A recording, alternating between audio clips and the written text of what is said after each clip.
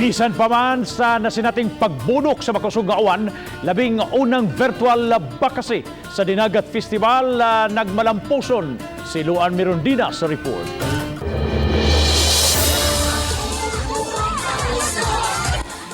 Man ang gidaghanon sa mga dancers ug props karong tuiga apan wa kini makapabugnaw sa mga contingent sa matag barangay sa ilang halad sayaw kang Senyor San Roque. Isip pagsunod sa lagda sa IATF, 20 lang ka mga dancers ang gitugutang makaperform matag barangay ug ika-21 ang Festival Queen.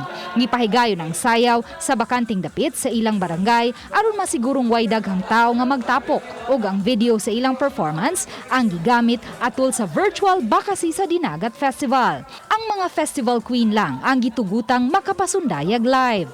Isip pagtuman sa health protocol, silang tanan gipasulubog face mask ug may dala silang kaugalingong cover sa microphone. Wala usab magpauwahi si Mayor Mary Therese Toycho nga nag-ala Festival Queen usab sa iyahang costume ug mihalad og sayaw ngadto kang Senyor San Roque uban kang Father Ramil Baluran nga game usab kaayong misulub og costume ug misayaw uban sa mayor.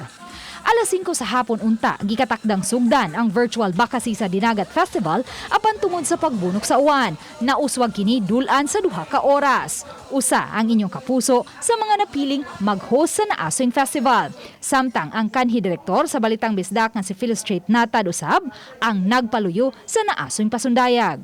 Ako si Luan Mirondina, Balitang Bisdak.